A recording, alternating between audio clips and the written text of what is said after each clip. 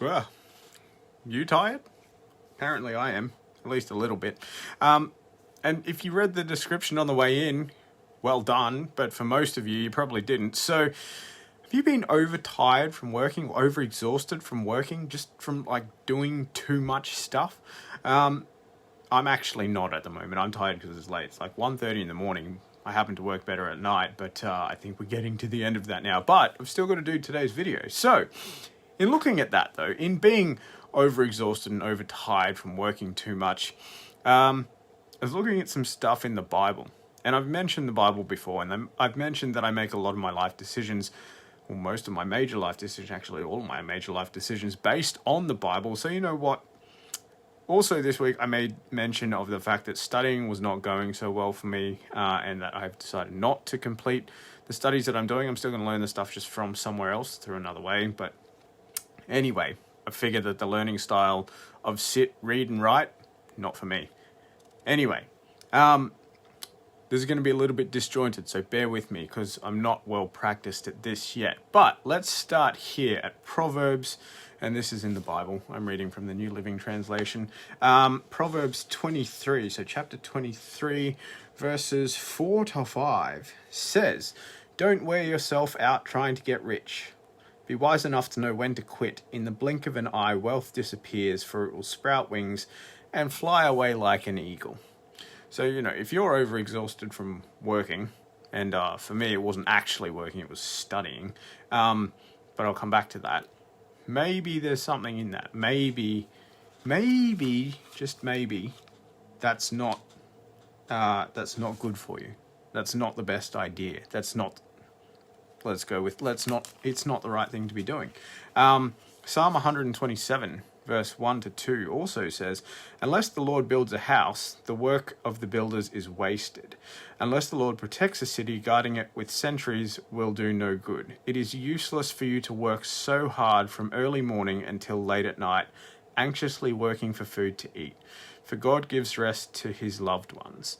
And basically, then is the idea, well, actually, I will come back to another idea in that. But again, the idea of working like stupid hours, which I have done before, and a lot of you who know me know that, just for, well, essentially money, for survival, to be able to eat. Again, just not really a good idea.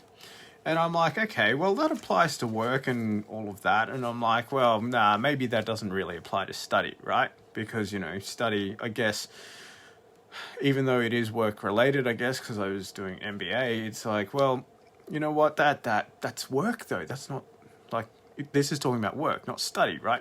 Turns out Ecclesiastes 12 verse 12 actually says something about that too. And this really surprised me. So Ecclesiastes 12 verse 12, "But my child, let me give you some further advice. Be careful, for writing books is endless and much study wears you out." No kidding.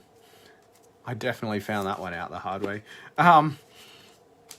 Although, mind you, it's not necessarily what the study is, it's how the study's delivered, I guess. But still, that was eye-opening in itself. But basically, all of it comes down to this, which is covered in Matthew chapter 11, verse 28 to 30. I told you I'm not so well practiced at this yet.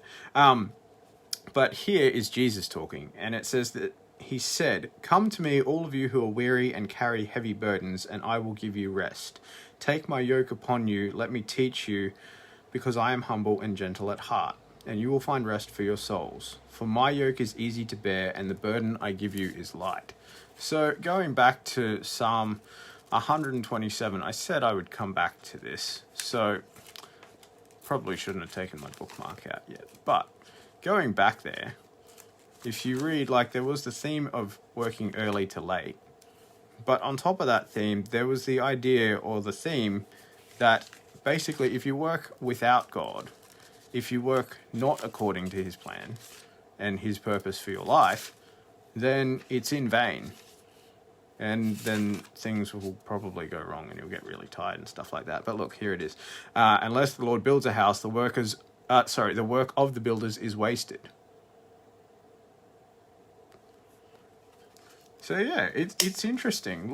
there's the idea, well, there's another underlying idea which I didn't prepare for, which is that God has a plan for your life, which I'll cover another day. But the idea then, if you don't follow what the plan is for your life from him, then maybe it'll be harder than you expect. Well, by this, it will be harder than you expect. And I've certainly found that in what I have been doing in some areas. In other areas, it's going great. But mind you, there was the other theme too that, and I wasn't prepared for this one either, but basically that all the things that go wrong or that you consider going wrong are still part of the plan and purpose to lead you somewhere and to get you to that plan. But that's a topic for another day. So that was a lot of information. And like the practical application to me is that I've realized that, you know what, I've probably taken the wrong step for this, but that has opened up doors to a lot of other things. It's taught me a lot of things. It's basically led to the work that I'm doing now, which is through my existing business and with a big client. And it's really, really good. It's like, the way that I describe it is, it feels like it's what I was designed for. Like what, just such a unique combination of my skills and abilities and experience. It's just, you know, when something is the right fit, when you found, for example, say the perfect job, or you found just that thing that is exactly what you were looking for at the right place at the right time. I know if it's something you were looking to buy at the right price, you know, you walk into the shop and you just see on the shelf, it's like, I was wanting to buy something to do this, and that is exactly what I needed it for, what I needed it to be. It's one of those situations. And I can't give you any more detail than that right now, but it's been a process to get there. There's still other work that I'm doing as well through the business for now. And yeah, the plan was to study the MBA and get a job instead, to be able to scale down some hours and be able to, you know, have more predictable work. But turns out that's happened anyway, and turns out studying the MBA in the way that I'm studying it was not the right option. So yeah, there's some of the thinking and the biblical stuff behind that. It's been a long process. It's been many, many, many weeks, probably months actually. Most of that stuff has just been over the past 2-3 weeks, like the stuff that I just read. So that's interesting. Hopefully that's helpful for you. But the main takeaway for you is, even if that didn't apply for you, the main takeaway that I'd like to leave you with is that, you know what, the Bible still has relevance today. Because I realize, like, a lot of you watching this, if you got this far through, awesome. But if you haven't really read this before, if you haven't had any exposure to this, and no one's really told you what's in it, you might not think it's relevant for today because it's so old, but it really still is relevant for today. And my life at the moment is, the only way I can put it is like living, breathing proof that, you know, the stuff in here isn't just outdated old stuff that applies to no one and nothing today.